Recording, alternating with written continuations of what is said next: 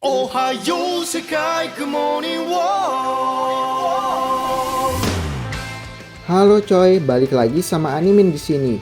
Dan kali ini gua akan lanjutin manga Dr. Stone chapter 195. Nah, pada chapter sebelumnya kita kan udah lihat bahwa setelah pembatuan jilid kedua terjadi di bumi, entah sudah berapa lama waktu berlalu semenjak pembatuan jilid kedua tersebut dimulai. Tapi berkat cairan kebangkitan yang telah berhasil diselamatkan oleh tim kerajaan Saint Senku sebelumnya dan meletakkan cairan kebangkitan tersebut di atas menara dan berharap suatu hari nanti botol cairan kebangkitan tersebut akan pecah oleh gelombang kejut yang dihasilkan oleh speaker karena suara alam yang sangat dahsyat yang berhasil ditangkap oleh mikrofon yang berada di sekitar menara tersebut dan menjatuhkan cairan kebangkitan yang ada di dalam botol tersebut ke dasar menara, di mana Suika telah menunggu untuk siraman dari cairan kebangkitan tersebut.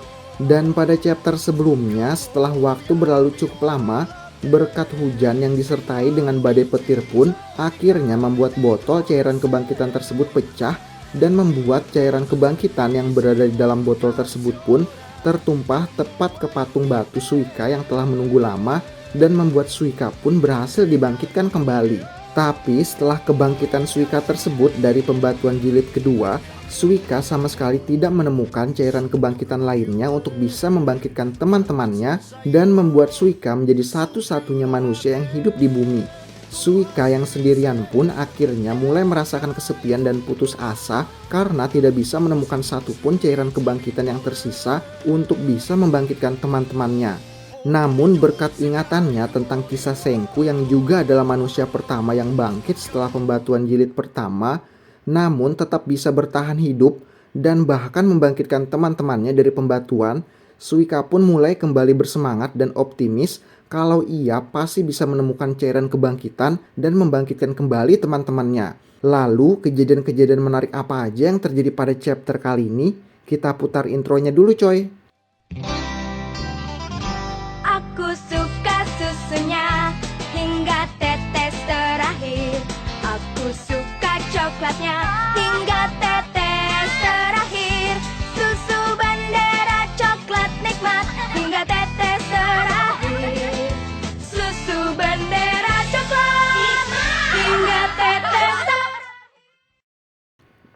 Setelah kepercayaan diri Suika kembali, Suika pun memutuskan untuk mengumpulkan semua teman-temannya yang telah berserakan dan mengumpulkan mereka semua di satu tempat dengan harapan kalau teman-temannya yang telah berubah menjadi patung batu membawa cairan kebangkitan bersamanya sebelum mereka berubah menjadi batu. Suika pun mulai melakukan penjelajahan di sekitar area benteng pertahanan untuk mengumpulkan semua teman-temannya ke satu tempat yang sama.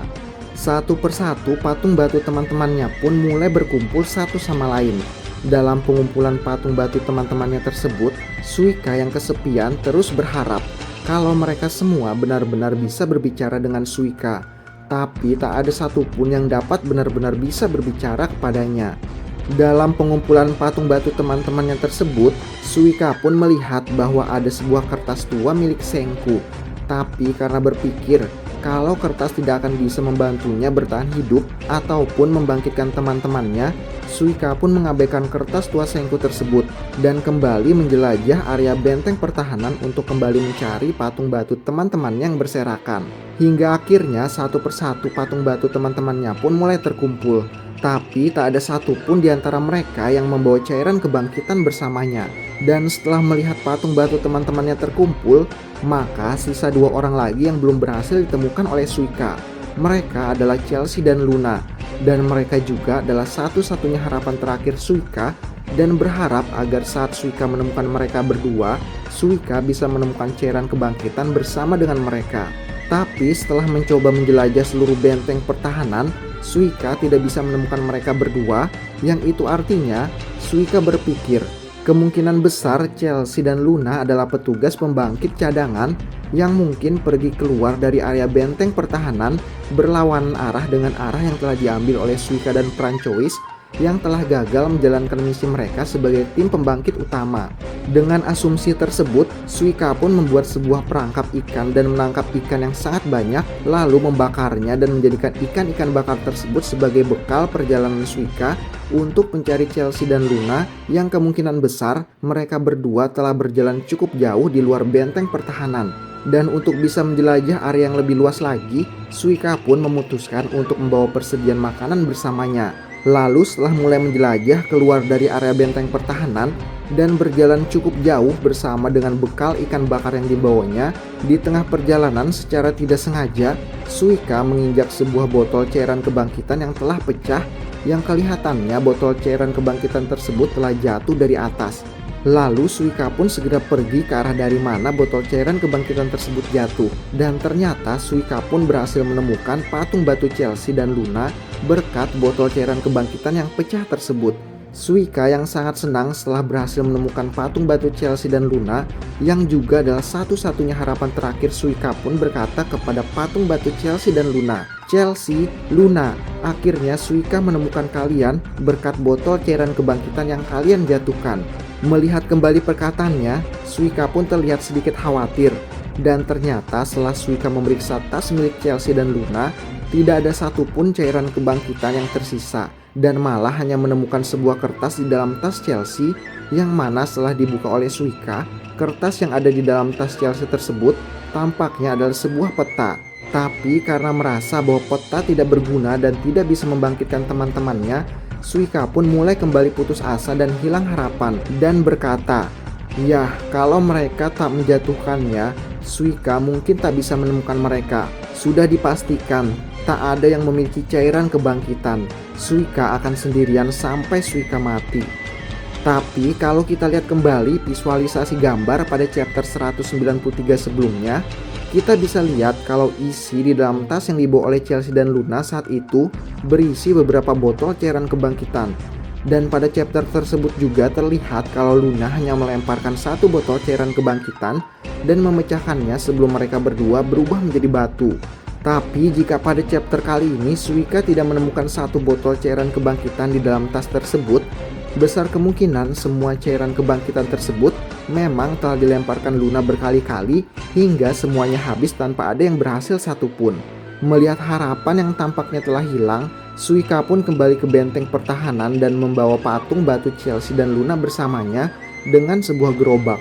Entah apakah gerobak tersebut telah dibuat sebelum terjadinya pembatuan jilid kedua, atau gerobak tersebut dibuat oleh Suika sendiri seperti perangkap ikan yang sebelumnya dibuat Suika untuk bertahan hidup dan api yang ia nyalakan untuk membakar ikan. Itu artinya Suika telah benar-benar memahami arti dari menjadi manusia dari Senku, bahwa manusia itu adalah makhluk yang memiliki akal, yang bisa belajar dan terus berkembang. Lalu di tengah-tengah perjalanan, tiba-tiba patung batu Chelsea pun merosot ke arah Suika yang sedang membawanya dan membentur ke kepala Suika. Suika yang polos pun lalu mengajak patung batu Chelsea berbicara dan berkata kepadanya, "Apa selanjutnya Chelsea?